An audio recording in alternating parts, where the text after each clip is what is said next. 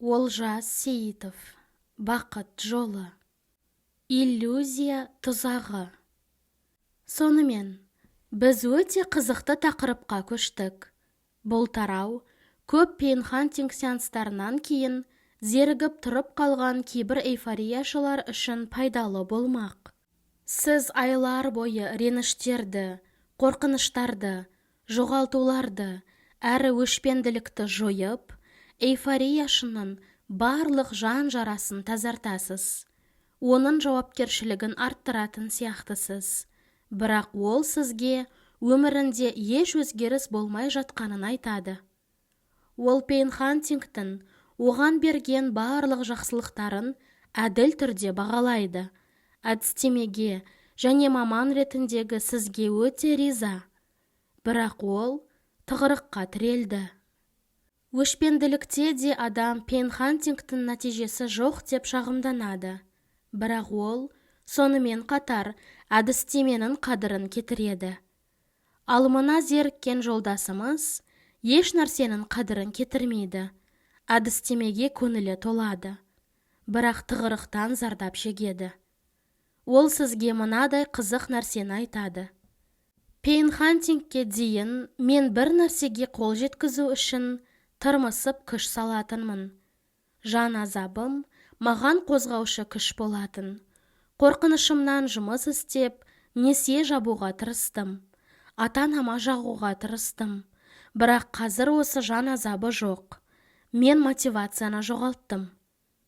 Бұл құбылыс алғашқы эйфорияшыларды пейнхантинг техникасына үйреткен соң, бір жылдан кейін кен етек алды. Мұндай күйге түскендер саны артты. Оның себебін түсіне алмадым. Неліктен осылай болды?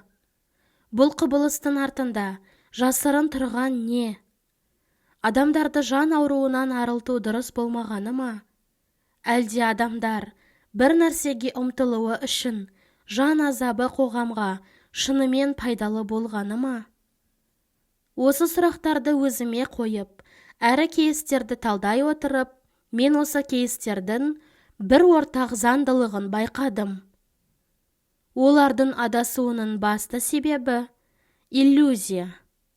Иә, себеп дәл осыда. Жан жараларымен жұмыс жасай отырып, эйфорияшылар бір үлкен қателік жіберген. Олар қарама-қарсы жағдайлар әдісін қолданып, саналарында жасаған кез келген бейне жүзеге асады деп сенді. Яғни ол үшін еш нәрсе істемей, жай ғана күту керек. Өз аспаннан түсет деп ойлады. Пейнхантингтің ғажайыптарын көре отырып, олар токсинді жаңа ұстанымды тұжырымдады. Өмірде бір нәрсеге қол жеткізу үшін пейнхантинг сеансынан өтіп, еш әрекетсіз күту керек. Пейнхантинг адамның ойларын ретке келтірумен айналысатындықтан, ал бұл адамдардың ойларында ақау пайда болғандықтан, демек оны жою пейнхантингтің міндеті. Солай ғой? Сондықтан біз бұл ақаудың табиғатын тереңірек қарастырамыз. Өмірде болған бір мысал алайық. 7 жасында анасынан айырылудан әйел өмір бойы азап шеккен. Әкесі тиран болған. 17 жасында зорлаған. Кейін ақша үшін жыныстық қатынасқа түсетін болған. Сөйтіп осы уақыт аралығында қалыптасқан барлық жағымсыз ұстанымдардың кесірінен ол көп сәтсіздікке ұшырады. Депрессиядан зардап шекті. Кінәлі сезінді. Өзін төмен санады. Осы себептермен әрдайым сәтсіздікке тап болып, тапқан ақшасы өте аз болды. Ол өміріндегі 7 саласын өзгертті. Алайда, ол еш қайсысында да өз орнын таппады. Ол дүниеге әкелген 2 баласын махаббатсыз өсірді. Қысым көрсете бергендіктен, олар бақытсыз болады. Сөйтіп бір күні ол бақыт іздеп пейнхантерге келеді. Ол барлық жан жарасынан қуана арылады. Бақытты бола түседі. Күйеуі оны көбірек сыйлап, бағалай бастайды. Отбасының табысы өседі. Күйеуі 2 есе көп табады. Оның қысымынан құтылған балалар белсенділік танытады. Қандай да бір жарыстарға қатысып, жеңіске жетеді. өз әкесі тиран болудан қалады. Кезінде үлкен көлемде қарыз бергендер қарызын кешіреді. Денсаулық жақсарады, бас ауырмайды. Бұрын жиі болған аллергиялық реакциялар да болмайды. Бірақ парадокс. Бұл ханым сеансқа келіп, тығырыққа тірелгенін айтады. Ол бақытсыз кезінде өмірде жалған болса да, көбірек мақсаттары болғанын еске алады. Оның айтуынша, қазіргі тыныштық күйі оны жалықтырып жібереді. Ол болса, өзгелер сияқты мақсаттарға ұмтылып, бақытты өмір сүргісі келеді. Окей, олай болса, бұл жағдайда тек мақсат қойып, алға ұмтылу керек қой. Ал оған бұлай етуге не кедергі? Міне, шын мәнінде не болды? Көптеген жан азабы болған кезде, ол Пейн Хантингті оның кез келген проблемасын шешетін сиқырлы таяқша ретінде қабылдады. Өз өмірін жақсарту мақсатында Пейн Хантингтің әр сеансын асыға күтетін болған. Бар азаптарынан құтылған ол, басқа негативті ұстанымдарын таппайды.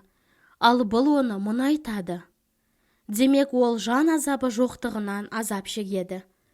Сиқырлы таяқшаның енді жұмыс істемейтіні оның жүрегін ауыртады. Біз бұл әйелді қалыпты өмірге ақырын қайтаруымыз керек. Оған өмірде ойлармен жұмыс істеумен қатар, қандай да бір әрекеттерді жасау керек екенін түсіндіру керек. Мысалы, үйде нан таусылып қалса, сіз дүкенге барып сатып аласыз. Солай ғой. Ал иллюзия, үйде өзіңізге жан азабының жасырын көздерін табудың 5 кезеңі алгоритмін орындап, неліктен біреу келіп, тегін нан әкелмейтініне қатысты ұстанымды табуға тырысқанда басталады. Мүмкін сізге бұл күлкілі шығар, бірақ бізде шынымен де осындай эйфорияшылар болды. Резюмелерін бір жерге жіберудің орнына, олар қарама-қарсы жағдайлар әдісін жүргізген. Жұмыс берушінің өзі жұмысқа қатысты керемет ұсыныспен келгенін елестет. Жұмыс беруші керемет ұсыныспен келмегенін елестет. Клиенттерге өздері қоңырау шалып, неге қайта сатып алуға келмейтіндерін сұраудың орнына, олар клиенттер өздері қайтып келді деп елестет. Клиенттер қайтып келмегенін елестет командасын орындаған. Әйел өзінің сыртқы келбеті мен тартымдылығымен жұмыс істеп, ер адамдармен танысудың орнына үйде отырып, қарама-қарсы жағдайды орындайды. Идеалды жігіт келді деп елестет. Идеалды жігіт келмегенін елестет. Осылай дей тұра, ол тіпті спортзалға бармайды. Піл сияқты тамақтанады және сұлулық салонына да бармайды. Осы жағдайлардың бәрінде бір үлкен қателік кеткен. Тепе-теңдік бұзылған. Өкінішке орай, біздің өміріміз бәрінің ақысы өтелетіндей етіп ұйымдастырылған. Барлық жерде энергия алмасу бар. Егер сіз бірдеңе алғыңыз келсе, не еңбектенуіңіз керек, не айырбасқа құнды нәрсе беруіңіз керек, не ақша төлеуіңіз қажет. Бар болғаны осы. Бұл заңнан айлаңызды асыра алмайсыз. Бумеранг заңы сияқты, энергия алмасу заңы да ешбір қателіксіз жұмыс істейді. Егер адам қарама-қарсы жағдайлар көмегімен кірісін көтергісі келсе, ол ақша ағынының тек бір қырына ғана назар аудармауы керек. Ол басқа қырынан да көруі керек. Әйтпесе ол үнемі иллюзиямен өмір сүретін болады. Яғни, егер ол өзін миллионер ретінде елестетсе, ол осы миллионнан адамдарға жалақы төлейтінін, жарнамаға, жалға алуға жұмсайтынын және қалған пайданың бір бөлігін бір іске салып, не жұмсап, я болмаса кей бөлігін бір нәрсеге бөліп алып қоятынын елестетуі керек. Басқаша айтқанда, адам ақшаның кірісін де, шығысын да елестетуі керек. Түсінесіз бе? Ал егер 10 миллион доллар кірісті ғана және 5000 доллар ғана жұмсайтынын елестетсе, бұдан түк шықпайды. Оған көп болса 5000 доллар келер. Соның өзінде тек бір рет қана. Немесе керісінше, эйфорияшы миллион доллар табуды армандайды. Бірақ сол ақша қалай табатынын көрмейді. тек қалай жарататынын көреді. Ол сатып алғысы келетін заттардың толық тізімін жасайды. Ол сізге тіпті бүкіл аралды сатып алғысы келетінін айтады. Оның иелену деңгейіне таңданасыз. Бірақ егер сіз тамаша деп растап, сол аралды сатып алуға жеткілікті ақша тауып жатқаныңызды елестетіңіз.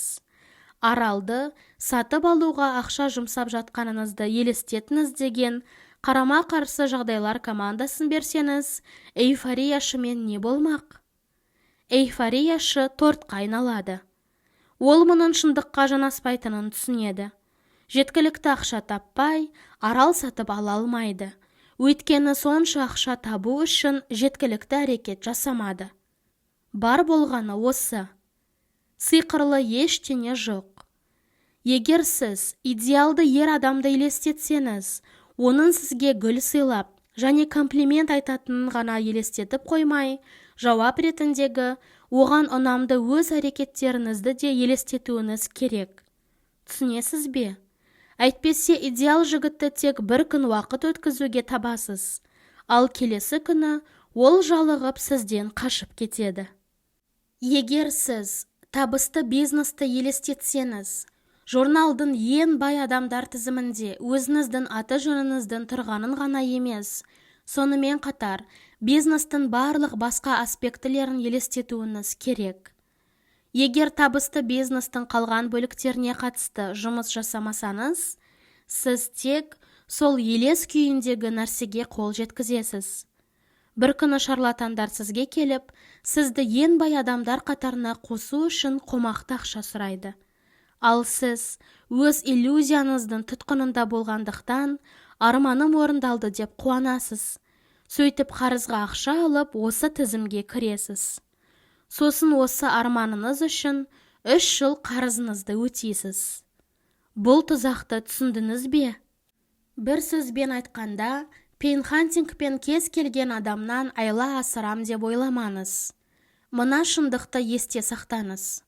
Төменгі эмоцияларда болған кезде тиістіден аз алатын боласыз.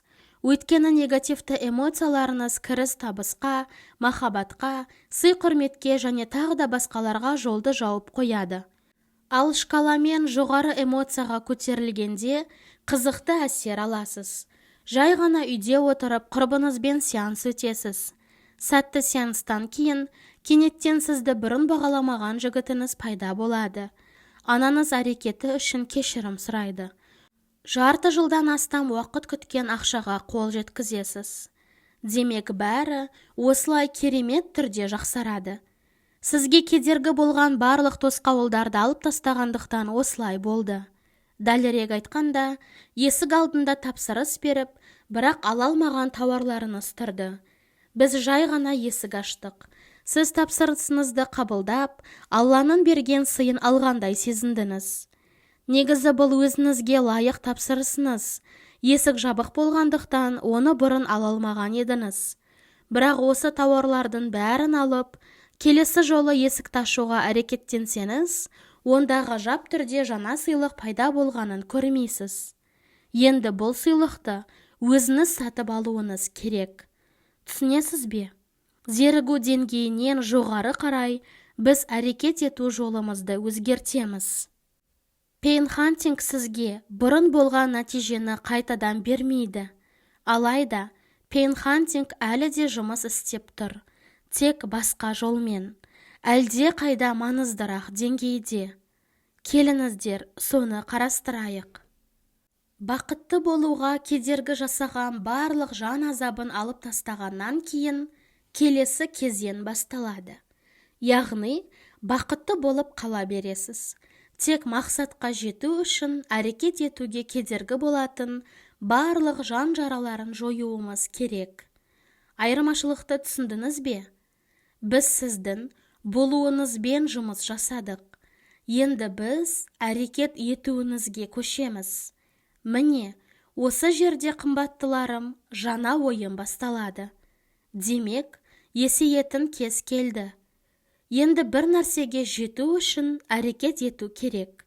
Болу, сосын әрекет ету, сосын жету. Өмірдегі кез келген салада табысқа жетудің құпиясы осы болып табылады. Бұрын біз сізді зерігуге дейін көтерген кезде сіз елестеткен бейнелеріңізде еш әрекет жасамадыңыз. Бәрін өмірдің өзі сізге әкеп берді, ал біз оны шындыққа айналдыра алдық. Сіз бала кезіңізде тіпті армандай алмаған нәрсені керемет түрде алдыңыз. Бірақ бұл бейнеде бір қызықты жайт болды. Сіз тек тұтынушы болдыңыз. Сіз жай ғана өмірден ләззат алдыңыз. Өмір сізге береді, ал сіз тұтынасыз. Бірақ енді біз жаңа күрделі кезеңге өтеміз. Сізді әрекетке талпындырамыз. Нағыз қызық енді басталмақ. Құтылғандай көрінген тарақандар қайтадан пайда болады. Бірақ сәл басқа бұрыштан шығады. Осыған дейін қыздың өзін-өзі төмен бағалауын жігіттер оған назар аударатындай етіп көтерсек, енді ол көпшілік алдында сөйлей алатындай етіп көтеру үшін өзін төмен бағалауына қайта ораламыз. Немесе өз бизнесін ашуы үшін, не инвесторларды жақындатуы үшін, я болмаса басшы ретінде өсуі үшін осылай етеміз. Алаңсыз өмірлеріне қуанып, зерігу күйінде тіреліп қалған кейбір эйфорияшылар іс-әрекет жасау керек деген ойдың өзінен дірілдейді. Эйфорияшы жойылды деп есептеген барлық негативті ұстанымдары қайтадан көтеріліске шығады. Міне, осы кезде оған оңай болмайды. Ол тіпті сізге кішкене ашуланады, өйткені сіз оны жайлылық аймағынан шығарып жатырсыз. Бұл жерде тек эйфорияшыға емес, пейнхантерге де қиын, өйткені оның енді екі жақты міндеті бар. Ол кодексті өте мұқият орындап, эйфорияшыны байқаусызда төмендетпеуі, не оған қысым жасамауы керек. Бұған қоса, ол эйфорияшының істеріне терең бойлауы керек.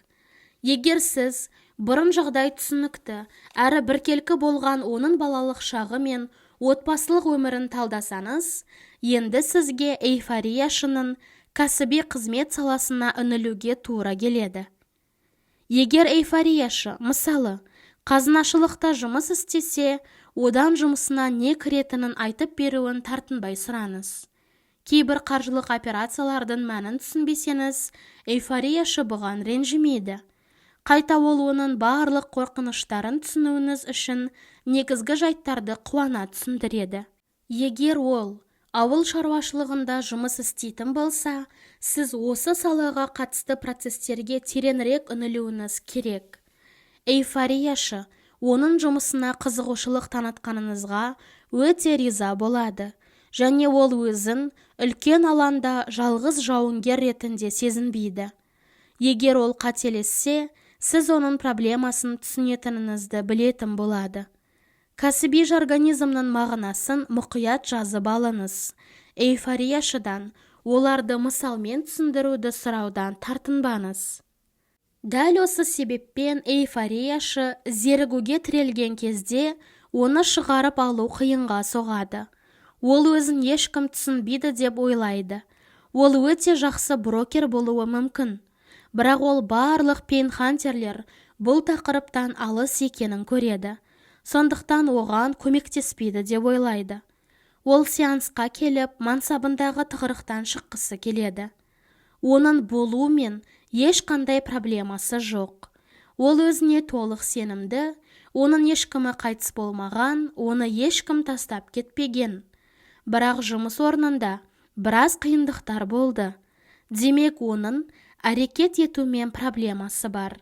Бұл саланы түсіну үшін брокерлердің қалай жұмыс істейтініне қатысты түсінігіңіз болуы керек. Міне, нюанс осыда. Өмірінде үй шаруашылығынан басқа еш нәрсемен айналыспаған пейнхантерге, кәсіпкерлермен, мемлекеттік қызметкерлермен және әртүрлі мамандық өкілдерімен жұмыс істеу өте қиын болады. Керісінше, қандай да бір қызмет саласында мол тәжірибе жинақтаған пейнхантерге кәсіби проблемада тұрып қалған басқа эйфорияшыны түсіну оңайырақ болады. Зерігумен күресу кәдімгі мансаптық коучингке ұқсайды. Бірақ шын мәнінде коучинг пен пейнхантинг арасында үлкен айырмашылық бар. Сіз мансаптық проблемаларына қарапайым талдау жасамайсыз. Тереңірек бойлайсыз.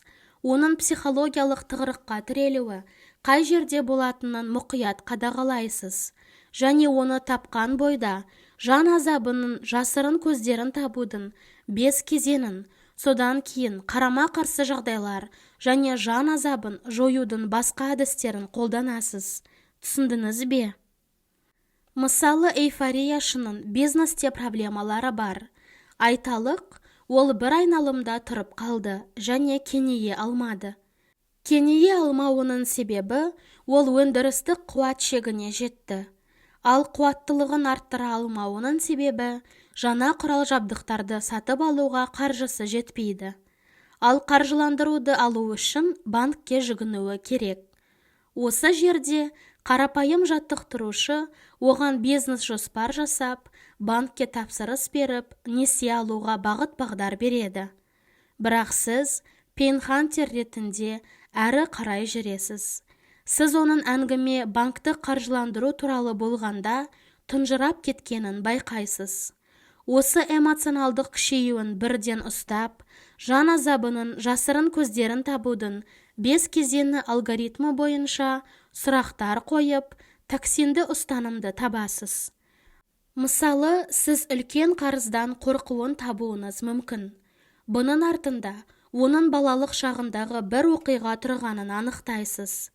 90-шы жылдардың басында әкесінің бизнесі кенеттен табыс әкелмей, серіктестері оған қысым көрсеткен. Әкесі асылып өлгісі келген, анасы истерика шығарған. Бандиттер есік қағып, балалар шкафтарға тығылған. Сөйтіп бандиттер пышақпен кіріп, әкесін өлтіреміз деп қорқытқан. Біз бұл оқиғалардағы жан азабын өшіреміз. Сонда эйфорияшымыздың кенет сенімділігі арта түседі.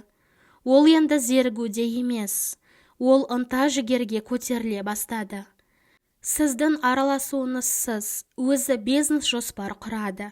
Бірнеше маңызды қоңыраулар жасайды және келесі аптада-ақ қаржыландыруды алады. Ал бір айдан кейін компаниядағы кіріс 1,5 есе өскені туралы жаңалықтармен бөліседі. Сіздің ойыңызша, қарапайым жаттықтырушы осындай жетістікке жете алар ма еді? Әрине жоқ. Олар сіздің жан дүниеңіз бен бизнесіңізді анық ажыратып қояды. Тек бизнес ешбір жеке мәселе есепке алынбайды. Немесе жай ғана сізді таңертең банктен несие алдым деген аффирмацияны 100 рет қайталауға итермелейді. Тағы бір мысал келтірейін. Бірде маған бір ер адам келіп, жұмысында бір түсініксіз жайт орын алғанын айтты. Өзін депрессиядамын деп ойлады. Дегенмен ол өмірі туралы байсалды және құлшына айтты. Ал бұлай ету депрессияға ұшыраған адамға тән емес. Даусында мұң жоқ. Ол жай ғана зерігуде тұрып қалған. Оның проблемасы болуда емес, әрекет етуде еді. Бірақ бұл бірден анықталмады. Өйткені ол өзінің жеке проблемалары бар екеніне нық сенімді болды. Біз қазбалап, жан-жақты іздестірдік. Өмірінде ерекше сілкіністердің жоқ екенін анықтадық. Отбасында кішігірім мәселелері болды. Олар 5 минуттық талқылаудан кейін шешілді. Содан кейін маған оның жұмысына арнайы үңілуіме тура келді. Ол ірі дистрибьюторлық компанияның даму жөніндегі директоры болды. Маған оның атқаруы тиіс қандай істері бар екенін нақтылауым керек еді. Ол өзінің өзекті мәселелерін түсіндіре бастады. Сату жоспары, автоматтандырумен жұмыс, келісімшарттар, кадрлермен жұмыс, есеп жүргізу. Бұл туралы айтып отырып, ол шкала бойынша тез төмендей бастады. Мен одан не сезіп тұрғанын сұрағанымда, бірден нақты бір себеп анықталды. Жақында ғана 2 айға жуық уақыт бұрын қызметі жоғарылатылған екен. Оған дейін ол тек саудамен айналысқан, ал енді оған жаңа міндеттер жүктелген. Заңи жұмыс, IT мамандармен жұмыс, есеп бөлімінде жұмыс, бұның бәрі ол үшін түсініксіз құбылыс болды. Бұл салаларда нақты ненің өзіне түсініксіз екенін анықтап сұрағанымда, ол ой санасын бұлдырататын нақты терминдерді айтып берді. Өзі мүлдем түсінбейтін терминдердің тізімін жасады. Сөйтіп олардың әрқайсысын толық түсіну үшін бухгалтерия негіздерін, кәсіпкерлік құқықтарды және IT терминологиясын зерттеу үшін жексенбі күні жұмысқа шығуды шешті. Енді міндеттері оған қорқынышты бірдеңе болып көрінбеді. Мен одан бұрын осындай бұлыңғырлықты қашан сезінгенін сұрағанымда, ол университетте бірінші курста оқыған кезін есіне алды. Көптеген жаңа терминдер, бас айналу, емтиханнан өте алмай қалам ба деген қорқыныш. Бұны еске алып, ол күле бастады, әрі жандана түсті. Байқағаныңыздай, бұл жағдайда адамды зерігуден ынта-жігерге көтеру үшін біз жан жарасын жоюдың әдістерін қолданбадық. Эйфорияшының қызмет саласына үңілгеніміз жеткілікті болды. Яғни тақырыпқа ден қоя отырып, түрлі сұрақтар қойдық, эмоцияларын бақыладық. Міне, бар құпия осыда. Басқа бір жағдайды қарастырайық. Егер эйфорияшы өмір бойы өзі сүймейтін жұмысымен айналысса, не үй шаруасындағы әйел болса, оны зерігуден шығару оңай болмайды. Бірақ оны көтерудің нақты алгоритмі бар. Оның өз интеллектіне деген сенімсіздігі, ақымақ болып көрінуден қорқынышы, жаңа саланы игере алмаудан қорқынышы және тағы басқалары болады. Ол пейнхантингтің көмегімен жан ауруынан арылуға үйреніп қалды. Бірақ енді өмірде жаңа нәрсені үйренудің уақыты келді. Егер ол кәсібін ашқысы келсе, ол заманауи интернет-маркетингті оқуы керек. Тренингтерге баруы, білім алуы қажет. Ал бұлай ету оған ыңғайсыз. Ол сиқырлы пилюля іздейді. Ол жай ғана креслоға отырса, сіз оның санасынан қандай да бір ұстанымды тауып берсеңіз, ақша өздігінен келсе, оның қалауы осы. Бірақ мұндай кереметтер болмайды. Ол мұны түсінуі керек. Бұған сиқырлы қарама-қарсы жағдайлар командасы бар. Мақсатыңызға жету үшін бірдеңе істеп жатқаныңызды елестетіңіз. Еш әрекет жасамай жатқаныңызды елестетіңіз. Немесе мақсатыңызға жақындап келе жатқаныңызды елестетіңіз. Оған қол жеткізбей жатқаныңызды елестетіңіз. Мұның мәні мынада. Ол пайда түріндегі түпкілікті нәтижені ғана емес, сонымен қатар өзінің алғашқы қадамдарын нақты елестетуі керек. Ол бірінші қадамды жасайды. Бизнес туралы ештеңе білмейтінін түсінеді. Сөйтіп үйренуге барады. Содан кейін ол сізге қайтадан келеді. Енді сіз оның өзін ақымақ әрі топас санағанына қатысты ұстанымдарын табасыз. Сонда кенеттен оның мектеп жылдарындағы жағымсыз оқиғалар тізбегі пайда болады. Сіз оларды алып тастайсыз. Енді ол белсенді түрде үйреніп, жаңа саланы меңгереді. Бір күні ол сізге тағы келеді. Енді алданып қалам ба деген жарнамаға ақшаны босқа жаратам ба деген қорқынышымен келеді. Кейін тауар жеткізілмейді деген қорқынышымен де келеді. Тағы осыған ұқсас мәселелері болады. Бұлай болуы кәдімгі жайт. Егер оның пейнхантингке ақшасы болып, сізге келіп барлық ұстанымдарынан арыламын десе, өз еркі. Ал егер парасаттырақ әрекет етемін десе, ол бір рет қана бәріне тереңінен үңілуді шешеді. Бизнесін сауатты түрде бастайды да, бірінші табысын алады. Ал сізге кейінірек ауқымдырақ проблемаларымен келеді. Кейбір эйфорияшыларда тағы бір кең тараған иллюзия бар.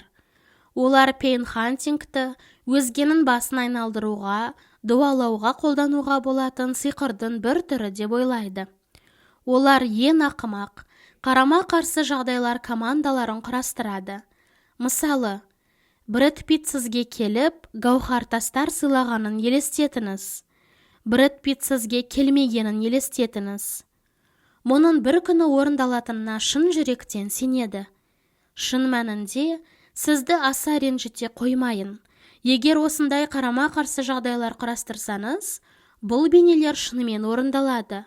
Бірақ Брэд Питтпен емес, сол сияқты адаммен. Өйткені бұл жағдайда да әлемді алдай алмайсыз.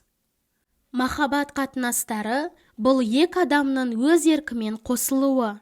Сондықтан пейнхантинг көмегімен басқа адамды өзіңізді сүюге мәжбүрлей алмайсыз. Сіз жай ғана сеанс кезінде болған сезімдерге қол жеткізесіз. Бірақ мүлде басқа адаммен. Бар болғаны осы. Егер сіз Мәскеудегі қызыл алаң көрінісімен пәтерді елестетсеңіз, бірақ бұл бейнедегі басты назар үлкен қаланың орталығына аударылған болса, сіз Мәскеудегі емес, басқа үлкен қаланың орталығында алаң көрінісімен пәтерге ие болуыңыз мүмкін. Және әрине, эйфорияшы ұшырайтын тағы бір иллюзия, бұл оның өз артықшылығына деген сенімділігі. Оған онымен қоштасу өте қиын болады. Ол бұрын адамдардың жаман қарым-қатынасынан сонша көп азап шекті. Өте төмен эмоцияларда болды. Осындай күйден арылып, өзіне терминатордың бейнесін жасады. Сөйтіп бір күні зерігуге дейін көтеріледі. Алайда өмірінде өзгеріс болмайды. Оны өзінен басқа ешкімде терминатор деп санамайды. Енді оған бұл маскамен қоштасуға тура келеді. Бірақ бұл оның жүрегін ауыртады. Белсенді әрекет етуіңіз үшін жай ғана тіс батпайтындай болып қоймай, әлеммен араласуыңыз керек. Яғни сынды қабылдай білуіңіз, қателесуге дайын болуыңыз керек. Ал зерігудегі осы эйфорияшы шындыққа оралғысы келмейді. Ол дүниеден бөлініп, бақытты өмір сүруде. Ал бұл ол шығуы тиіс тұзақ болып табылады. Есіңізде болсын, жалған руханилыққа тән қасиет, адам өзін өзгеден кереметпін деп ойлайды, ал басқаларды әлсіз, жетілдіруден өтпеген және тағы да басқа деп санайды. Ол әлемнен оқшауланады, бұнысы дұрыс емес. Пейнхантингтің түпкі мақсаты сізді тәкаппар адам етіп шығару емес. Керісінше, бақытыңызды қоғаммен бөліскіңіз келетіндей дәрежеде сізді бақытты ету. Сіз бақытты болғандықтан жайнап жадырайсыз. Сонымен қатар, қарапайым әрі мейірімді адам болып қала бересіз. Сондықтан бастапқыда пейнхантингтен кейін өзін аса маңызды тұлғаға айналам деп елестеткен адамдар әдетте зерігуде не өшпенділікте тұрып қалады. Сонымен, біз кез келген эйфорияшы түсуі мүмкін көптеген тұзақтарды қарастырдық. Ал енді келесі бір қызықты құбылысқа көшейік.